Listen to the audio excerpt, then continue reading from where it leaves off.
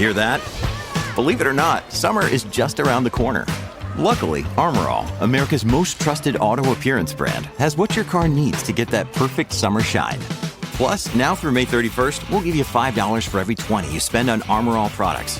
That means car wash pods, protectant, tire shine, you name it. Find out how to get your $5 rebate at armorall.com. Armor All, less work, more clean. Terms apply.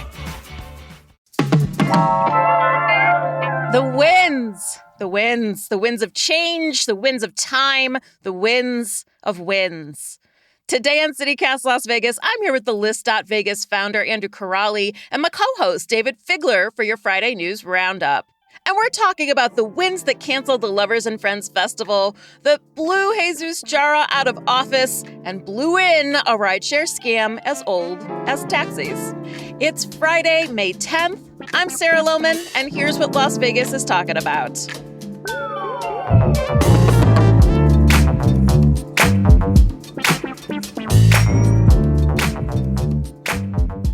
Hey, gents, big news. Today is our 500th episode. Wow. Woo! It always seems like 499 to me. I know. Why? I wish we don't have a cake. I mean, I guess that's the downside of working remote, but I do want a cake sent to my house. Without being too sexist, we do have Andrew Crowley. That is a certain style of beefcake right there, my friend. There you go. This is the second time you've hit on Andrew this morning. The first Andrew's time a is off handsome mic. man. It's hard. You do look like you've been working out, Andrew. I have been. Good job. Good for you. Looking good, brah. Looking good. So that's very exciting. We also have to start things off some breaking news. So at the time of this recording, which is 10 a.m. on Thursday, Culinary 226 has announced their first strike in 22 years at the Virgin Las Vegas. David, can you give us a quick summary of what's going on? Yeah, I mean, this is a showdown of sorts. Virgin Hotels Las Vegas has been one of the last holdouts of culinary contract negotiations. As you probably recall on the podcast, we've talked at length about the Strip hotels signing off, the downtown hotels signing off. Virgin sits off Strip. They are a little beleaguered. They just kind of lost their gaming partner, and they're going to take over gaming themselves. Anyway, without having a contract, the Culinary Union and Bartenders Union have decided to stage a 48-hour strike. That's not like the full-blown strike. It's just, kind of a shot across the bow.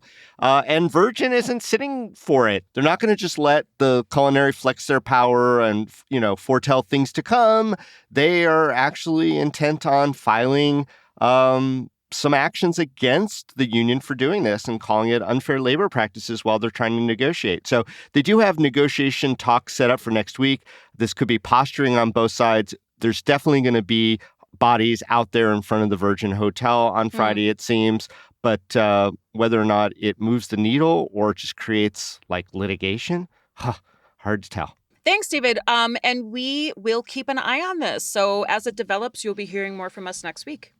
So let's get into this week's news. Okay, so Andrew, what happened to the Lovers and Friends Festival? Yeah, so the Lovers and Friends concert slated for May 4th at the Las Vegas Festival Grounds was abruptly canceled, which totally blows. Or does it? Oh. Ta-dum! On their website, the concert organizers cited a high wind advisory issued by the National Weather Service, which warned of gusts up to 55, 60 miles per hour on Saturday. And I think we all know Saturday's weather was windy, but it wasn't exactly like high wind advisory windy. So everyone's, wondering. Okay, everybody has been slagging off the winds, and I guess it was just my part of town because Henderson was trampoline going down the street weather. I thought we were going to get a legit dust storm because at a certain point I couldn't see the Strip from here. So I guess it just sort of hit the south side of town. Yeah, it got pretty nasty downtown for a minute, but it wasn't apocalyptic gusts like everyone was promising. So yeah, the concert was a bust, but was it due to a gust? Of course, the abrupt cancellation fueled rampant speculation on social media, which is always, as we know, a petri dish for conspiracy theories. One of the most interesting things was one TikTok user who said she was staying at the Sahara, which, of course, overlooks the Las Vegas Festival grounds. She posted an image of what appeared to be a note on Sahara letterhead that was advising guests of an in-room security check on May 4th. And so her speculation and the speculation of others was that the threat of an October 1 style attack is what caused the cancellation of the R&B festival. So yeah, interesting theory. I don't know if I necessarily believe it. I have a couple of things in mind. The high wind advisory was definitely real, so it's not like it was completely made up. It was canceled last minute. The festival. It's such a bummer. It was canceled the night before, the day of, something like that.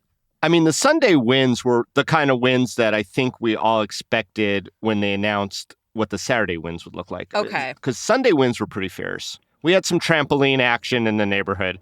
Yeah. Yeah. Hot trampoline action downtown for a minute. You've got to tie those trampolines down. Like, why is this an annual thing? It's so bizarre to me. I think it's almost a ritual. Yeah, they should just use that as the code word now. Trampoline alert. Trampoline alert. Check your backyard for trampolines. Yeah. The wind was real, so it was a real thing. And even NV Energy sent out a heads up of possible power outages. And wind cancellations have happened before. In October 2022, the When We Were Young festival canceled its first day, due to wind. So I think it just comes down to the unfortunate fact that weather predictions, aren't perfect. And I imagine the Lovers and Friends folks were waiting for maybe the last possible minute for a reprieve because the weather was looking all right. It never came. And, the specter of safety liabilities, I think, caused them to, it's better to be safe. I mean, David, do you think that there's any credibility to the TikTok claims that there might have been that there was worries about an active shooter? No, zero. Yeah. Belief in that. I think we need to actually debunk that. First of all, that wind advisory was a real wind advisory, and the Lovers and Friends festival wasn't the only thing canceled. There was a really big Tour de France styled bike race that was supposed to happen too. It was a 75-mile event called L'Etape or something like that. I don't speak French. It was like Les Red Rocks. They're up in the mountains. And they canceled that one too. Yeah. Look, ever since the wind, the horrible, I think it wasn't just winds, I think it was a tornado, took down the stage when Sugarland was playing in Indiana. I mean, you could Google Sugarland tragedy when people died.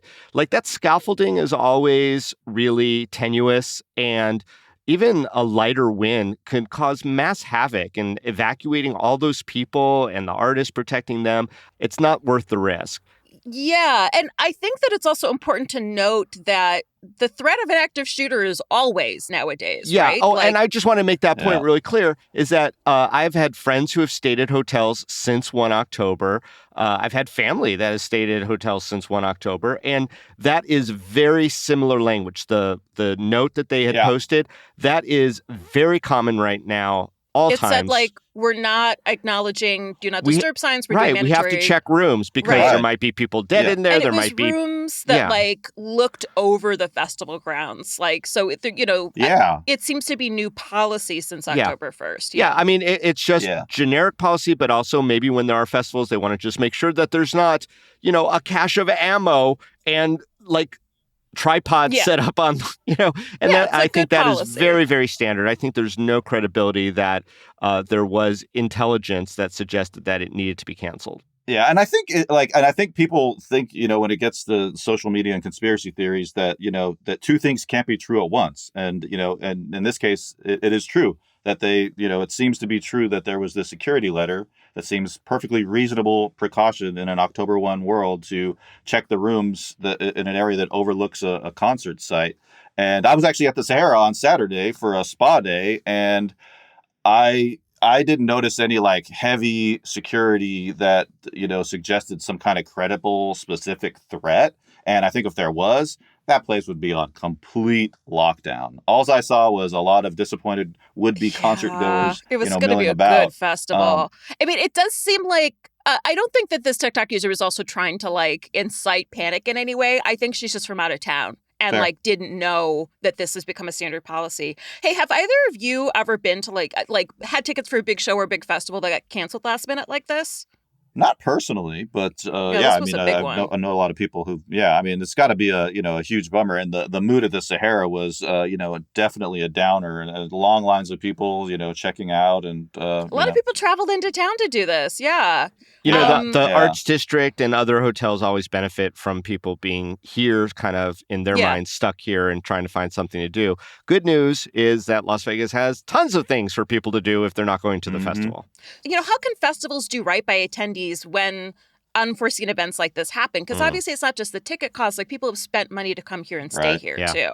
Yeah, it's really unfortunate. And, I mean, nowadays event insurance is a thing, and whether that's a dystopian feature of this moment or not is a whole discussion into itself. But I mean, I haven't heard anything from lovers and friends, but it would be nice if they gave, something reasonable, like, future discounts to ticket holders, would be nice. But I think a transparency and promptness of communication would go a long way. And I think what really frustrated people in this case was it was unclear, and people are saying, well, I heard it from a friend and it was texted. Yeah.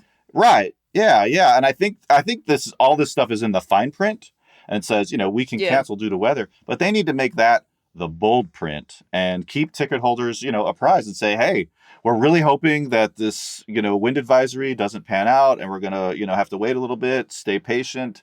And I think a bit more transparency would just engender a lot more, good faith. I'm actually surprised that big festivals like that don't have a backup plan when they have an outdoor show scheduled, that there would at least be some indoor venue of sorts where they could put some of the headliners, at least to offer something. I don't know. I mean, I agree with Andrew. There needs those bands out here. Yeah, I agree with Andrew. There should be some kind of premium other than just getting your money back, because you do outlay a lot of cash, especially travel. And the show is jam-packed with everyone from Janet Jackson to Gwen Stefani and Backstreet Boys and Usher and on. I mean, we could take the whole podcast listing all the people who were scheduled to perform there. I was in the Arts District when the announcement came out, and saw a couple of people over at Analog Dope Bookstore who just were looking for something to do. And they were lamenting that they were told that it was going to be over 30 days before they got their refund back. Oh, wow. And so they thought that was really inconvenient. But yeah, they were also on the hunt for little pop-up shows. And I guess a couple happened at some pools, but not like the other festival that was canceled, the When We Were Young festival. Where that was kind of the fun thing that people are like, oh, well, who's going to play in town? But it does seem to just be that like Snoop Dogg and T-Pain. I call him Snoop because you're friends. You're friends. Because you're here, bros. Yeah, you went to dinner with him and Martha Stewart. I get it. I have actually been to a semi-private Snoop Dogg show, and it was incredible. And he's an incredible performer. It was absolutely amazing. But Snoop Dogg and T-Pain, they did do a special performance at the AU Day Club? Is that how you say it? I've never been to a day club in my life. Sure. Y'all. Nobody knows. Anyway, so they did do a show, but it seems like, I mean, maybe, who knows? Maybe a lot of the performers hadn't even flown in yet. But anyway, that's a bummer. So I'm sorry to everybody who came to town. We're glad to have you here. I hope the show reschedules and that you get compensated for your pain. Yeah, Method Man, Red Man, if you're listening, any men who were there, Boys to Men, I don't think they were on there, but Backstreet Boys were, 98 Degrees. Yeah. Fat Joe, we're sorry. Come back. We're sorry to everybody.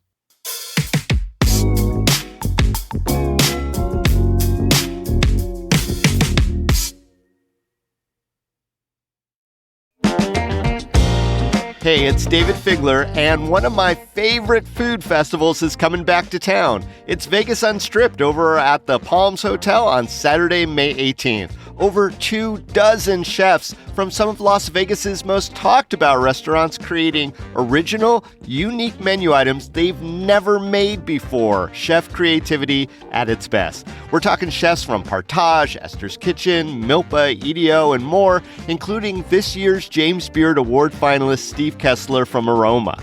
Tickets are $150 and are all inclusive of food and drink, so you don't have to pay for anything once you're inside. No hidden upcharges. I went last year, and it was so crowded in the best possible way. We got one remarkable dish after another, and while it was a little indulgent, here's the best part. The net proceeds go to local charities. So head on over to vegasunstrip.com to get your tickets now. We'll see you there.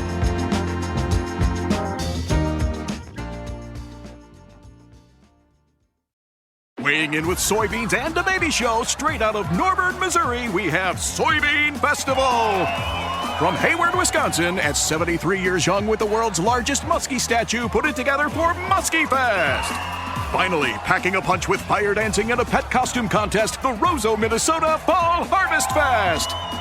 One of these festivals could win $100,000 in the Cenex Hometown Throwdown. You decide. Cast your vote at CenexHometownThrowdown.com. Cenex, powered locally. All right. So, David, you've been like our Jesus Jara correspondent, and he is now finally out of office, but he handed out some raises before he left. Can you please tell us more? Yeah, so Jesus Jara, the long embattled and now former superintendent for the Clark County School District, did something while the school board trustees were contemplating his fate.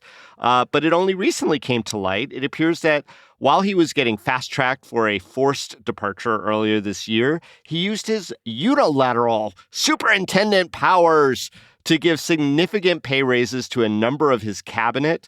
It totaled up about $323,000, and it got backdated, those raises, to last summer. This includes deputy superintendents, chief financial officer, chief info officer, general counsel, communications director, everybody. All of these people got at least an 8% raise, but the ones that are raising eyebrows right now are the $67,000 raise for police chief Henry Blackeye and the now interim superintendent, Dr. Brenda Larson-Mitchell, who got a 28% raise, which translated to more than $60,000 more a year for her. Of course, Jara is not around anymore to explain his outbreak of generosity, but school district watchers point out this is not the first time that Jara has done this when his chips were down, giving out raises like Oprah gives out cars to the people best suited to protect him and his legacy. You get a raise, you get a raise. Ooh, right? Okay. So back in 2021, before quickly de-ousting him, he was ousted, and he handed out about $400,000 in raises to administrators. So, now there's a serious inquiry as to the fairness of this move when so many teacher positions remain unfilled, and the average starting salary of a new teacher is less than the raise, for example, that the interim superintendent got. Okay, so is it laudable that he took care of his people, or did he saddle CCSD with a parting burden? I guess translation is he a jerk or is he a nice guy? Is he a herc or a jerk? Oh, like Hercules, no. Okay. like a hero. Trying to do it, yeah. Is that what you meant? Because you can workshop that, Andrew. I was doing Jesus Jara, jerk or herc. No, all right. Andrew, what do you think? Herc or yerk? Well, I mean, it feels kind of herky to me, and take that for whatever it means. But I don't doubt that. I don't doubt that the sort of like the top level of the school district layer cake is working their butts off. But I think it would have been nicer and more sensible and sane and cooler if he gave like teachers these fat raises on the way out. And so, if anything, I feel like this big bit of farewell largesse, it only aggravates what to me seems to be becoming like almost like a class war or deep class tension between the teachers and the teachers union on one side, and then what appears to be forming is an aristocratic class of out-of-touch top administrators and executives on the other. Yeah. And, I think executive raises aren't the answer to, this is a tough job. I think decent pay for teachers and funding for the ecosystem of support staff and all the other things that can, raise up students and teachers. I think that's the answer to me. Well, I mean, in the past, Jara represented that high-level administrative jobs are difficult and need more compensation to be competitive and to retain that sort of talent. And I get that. I mean, these are high-paying jobs, and it's not just the salaries, which now are all in the 200,000s, but the benefit packages that go along with that, healthcare and all the rest. A lot of critics, though, have come out. I mean, teachers have taken to social media. At least one teachers union has suggested this is untoward behavior and that the Board of Trustees needs more oversight and to not allow this to happen again. And even the Nevada ACLU came out and they asserted that this is rewarding people for loyalty and not for merit. And they specifically pointed out their very protracted battle with an obstinate CCSD over public records requests, where the school district had to hire outside counsel or decided to hire outside counsel to fight the ACLU. They ultimately lost, and that was the transparency over the body cam footage of that incident that happened at Durango High School, where the officers, the school district officers, were accused of police misconduct and even violence against students. Yeah, so actually let's come to that specifically because one of these raises was passed out to the district police chief. So CCSD hasn't had a great track record in terms of safety in schools and violence over the past few years. On one hand, some people might argue that since the pandemic, like managing school safety has gotten more difficult too, that things have gotten more violent. So do you think the school district police chief deserved this gigantic raise or not? Do you want to follow up on that, Figler? Well, there was some reporting that compared his new salary to other law enforcement chief executives around the valley. So it's a lot more than the sheriff of all of Clark County gets, at least as far as salary goes. Now, the sheriff of Clark County also is able to dip into his pension, which is also a significant six-figure number every year. So he's making a ton of money too. But they looked at like Henderson and other. And I guess theoretically it is somewhat competitive, maybe a little on the high side. But I don't think that you can ignore that the school police have not had the greatest of couple of years. And, whether or not the current chief is the best person suited for the job is a different conversation. But giving out a huge raise like that, I mean, it's going to make people feel like, what's really going on here?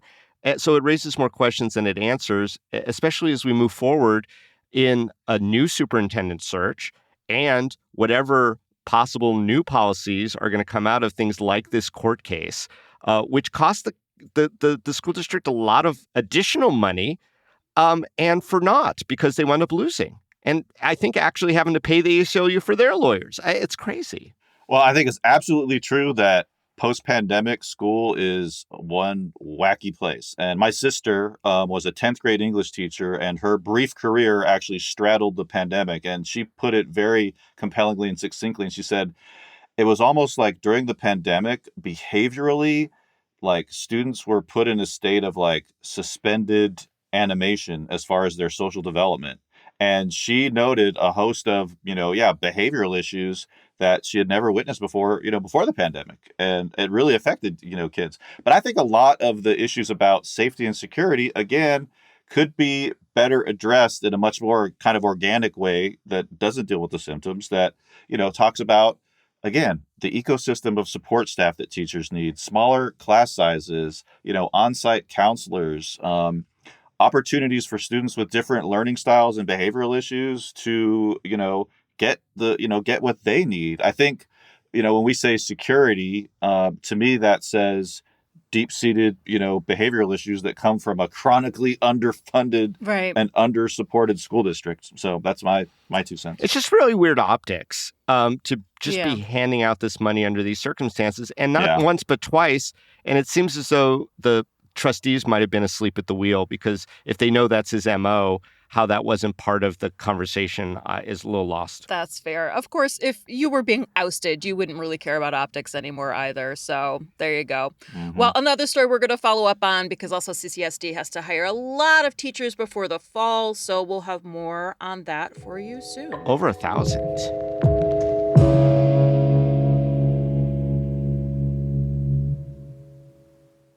All right, so last up today, there's been a lot of rideshare scams at Harry Reid Airport. So, I mean, that's essentially it. I'm sure y'all have flown in and out of Harry Reid plenty of times. You know that especially on the weekends, that rideshare area can be kind of chaotic. I mean, compared to other places, though, I don't mind it. It's close. The driver texts your stall number, you go and meet them. But in a tale as old as time, there have been people offering rides for cash. So this is like forever in New York City, even before rideshare apps, with taxis that like you go to the airport and there are always people just asking if you want to ride. The private car people, like literally just their car, not even like, because the like black car services are also licenses.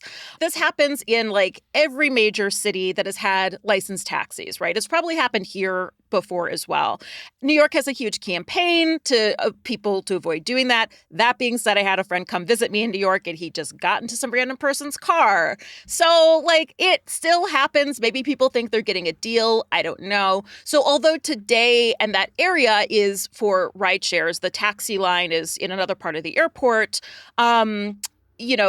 Apparently there have been people taking advantage of the chaos to make a little extra cash without being a registered licensed rideshare driver. So maybe we don't love rideshare apps like Uber and Lyft. I think they're the only ones we have here. Those the couple other trying to make their way up. But this is dangerous. So let's list the ways this scam is dangerous. Oh, gosh. Andrew, David? Well, I've watched my fair share of Dateline in 2020, and many of the episodes focus on the seemingly enterprising, independent driver who turns out to be a serial killer or just, a murderer. So that to me is, my nightmare scenario that I always have in mind. And I'm pro corporate rideshare. Yeah. David? Well, I think the obvious stuff. I mean, you want to get into a car if you're going to get into a car, taxi or rideshare, otherwise, where you know that the person has adequate insurance, that they have a license, that they maybe background check somehow know the town, is going to be liable for long hauls or whatever it is that they're doing. That there is some regulation. And then, my partner, when she takes a Lyft, always shares her ride info with me. So I know where she's going and I could always check in. And if it's going somewhere different, I guess I could hop on my bicycle and, pedal like hell to go save her because that's who I am. Yeah. I mean, back in the day, we would text the taxi license numbers to a friend when rideshare apps weren't available. Obviously, as a woman, I don't want to get in a car with a stranger. When someone first told me the idea of Uber and Lyft when they were moving away from black cars and taxis to being private cars, I thought that was insane. I mean, I think if riders want to avoid these scams, if you're in the rideshare area, Uber and Lyft are sending you the name of your driver and the license plate and the car. Yeah, check that plate. Yeah, and if they show up in a different car or with different license plates, which does sometimes happen, you can, because you have to switch between cars, sometimes, partners are driving, whatever, but you can reject that ride without charge. It's it is chaos, though. You said that was the right word. And I think it's by design. The taxi cabs had their own orderly line. Yeah, that very long line. It's orderly, but it is interminable. And that was never a great option at the airport for years and years and years to get into that taxi line. But I think that this chaos is by design. I think this was kind of like a concession to taxi drivers. Like, I'm not going to go down in that hot rugby scrum. I'm going to just wait in the normal line. Yes, but you do need to take that precaution. If you are going to use rideshare, there are obvious and easy ways to kind of verify that that's the person who you called up. And I actually have noticed that more and more airports are moving their rideshare areas further and further away. Like you really have to hike to get there. And I do think that this is concessions to taxis, but then that also means that you can get more random people showing up. But usually, though, there's also going to be someone's going to ask you if you want to ride and they're going to state the price and it's going to be in cash. So just get in your Uber or Lyft. It is just safer and we can talk about everything else. I was going to say, and maybe the airport can take a page from other, venues and municipalities. Went to a show months ago at the Hollywood Bowl, did rideshare. And at the end, you got this, huge throng of people with their rideshare. But there is actually a whole team of venue people who check in with the drivers, confirm their information, and then call out, your name and kind of escort you to your car. It wouldn't be hard. And I think that would add a layer of service and consciousness to the airport experience that would actually, I think, maybe make tourists feel a little bit better about their Las Vegas experience. And that is what I think there's other ways to even make it even better. Right? We want people to feel welcome here. Well, you don't right, worry. exactly. Let me just add this too. Yeah. And people forget, and I think on our Secrets of the Airport episode that we did here on the podcast, we forgot to mention that public transit goes directly to the Harry Reid International Airport. They all stop at the airport's ground level 0 at Terminal 1. You could get Route 108, 109, Centennial Express. Maybe it takes a little extra time, but you're going to get to the spots on the Strip. You're going to get to, it's just maybe a transfer or maybe it's direct. How much does a bus cost here? It's like $4. Well, David, Andrew, do not worry, because when we get a tunnel that goes to the airport, when the Tesla tunnels finally reach to the airport, all of these problems are going to be solved. Yes, so 30 miles an hour underground in a single file. Yeah. What could go wrong? But if your driver is 3 raccoons in a trench coat, do not accept that ride. I would accept that ride 100%. I feel let's do story. this, baby. Vegas. You may be on Dateline, but it'd be a good story if you're not. Okay, so speaking of 3 raccoons in a trench coat. Why did you have raccoon chow in your pocket, sir? We know what you were up to. If you're not a raccoon. So here's our time to shine. If you were going to come up with your own tourist scam, a scam to scam tourists, one that wouldn't actually put them in harm's way. Producer Sonia Cho Swanson just said that. What would it be? What would be your scam? How are we making money? Oh, I got a perfect scam. Go for it, David. Homemade coupon books. Okay, so you know how like when you forgot to get someone important in your life a gift? Yeah, you give them a coupon for a hug. You give them a coupon for a hug or whatever, right? Yeah. So what you would do is you would go to CityCast newsletter, or you would go to the list.vegas and you would find all the bargains that already exist in our community, like, where the best happy hour, you get the half price steaks over at Herbs and Rye or whatever, and then you just handwrite a coupon good for one half-price steak at Herbs and Rye before 8 p.m. They're just so proudly handing that and over. Then you sell them for $5 for this coupon book. Oh, and then they walk in. So it's a coupon zine. Yeah, there you go. It's a zine. There you go. I love it. Bringing back the zines. That's actually pretty smart, David. Like making a little zine about all the deals. I'm way into this. Oh, and then you can even go on the other end and scam the restaurants and say, I'm going to help hustle up business. I'm going to be your hype man. Just give me some dough. Yeah. Oh my gosh. Another free business idea. Great. Free business scams. Exactly. Here you go. So basically, you would be a porn slapper for local businesses. Sure, Andrew. If that's how you can understand my scam, sure. I'm being reductivist. It's going to be drawn in crayon, by the way. It'll be beautifully illustrated. I would buy a David Figler coupon. Yeah, I would too. At the airport. Andrew, also, there'd be one free hug from me in there too. Why not? That's nice. I care. It. Andrew, just so you know, I still am ready to invest in Griddle Darlings, the breakfast strip club. But never stops giving that joke. No, I am obsessed with it. But do you have a scam for us? I do. Mine is a sort of a sort of compassionate, subversive, reverse pickpocket scheme. So I bump into tourists, on the Strip, but instead of taking their wallets and their watches, I'd instead stuff their pockets with brochures and flyers for off-strip attractions such as local theater productions, neighborhood restaurants, and cool hikes, offering them a reprieve from the Strip. Yeah, so a benevolent little reverse loving scam. It's such like a kindness that starts with you knocking into somebody. Exactly. And I would do that very gently and consensually. Well, one free hug from Andrew. Okay, well, first I would love to shout out, while we're talking about scams, LeBron James, who's been seen on Fremont Street. And LeBron James is a short white man wearing a LeBron James jersey. Yes, I was about to point that out. Holding a sign that says photos with LeBron James. It is...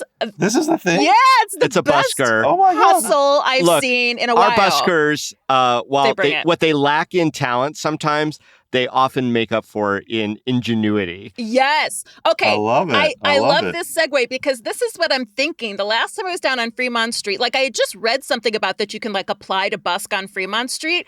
And so this isn't so much of a scam, but what if I started a history busking business? Instead of proselytizing or photos of LeBron James, whatever, I'll just stand on a milk crate and just spew facts about Las Vegas with a bucket in front of me. Do you think that could work? So like a non-consensual tour. Yeah. The oldest shrimp is right there. And it won't even be tips. It'll just be things like, the train station used to be here. You're standing in Las Vegas. The Golden Gate is the oldest building. If you go This hotel used to be called the Mint. Yeah, the Mint used to be right here. And this is like just like that.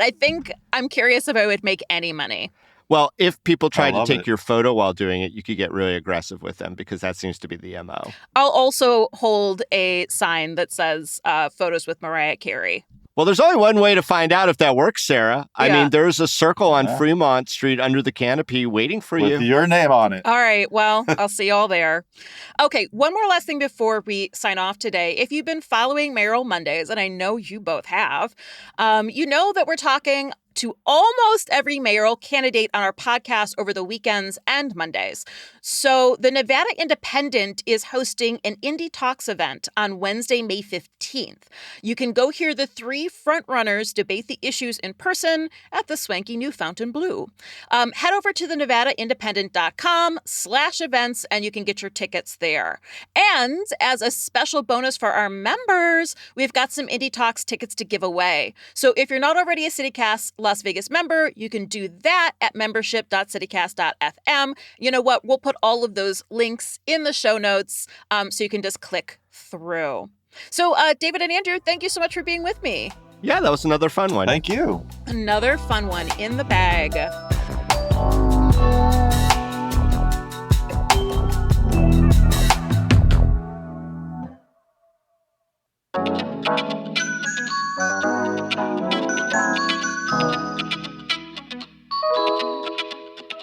And that's all for today here on CityCast Las Vegas. Our producers this week were Sonia Cho Swanson, Layla Mohammed, and A.K. Al-Mumin. Our newsletter editor is Rob Katchel-Reese, and our hosts are David Figler and me, Sarah Lohman. Music is by OG Moose, Epidemic Sound, and all the kimonos. We record this show on the traditional homelands of the Nawuvi, the Southern Paiute people. If this is your first time tuning in, guess what? You can subscribe to our podcast and hear 499 more episodes by heading over to lasvegas.citycast.fm or wherever you usually get your podcasts. That's where you'll find us Monday through Friday and sometimes Saturdays and Sundays too. And speaking of, we'll be back this weekend with more news from around the city. Take care.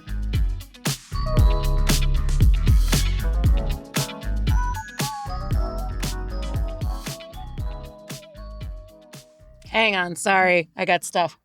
Hang on, Sarah. Sarah, here we go. hang on. Yeah, yeah, yeah.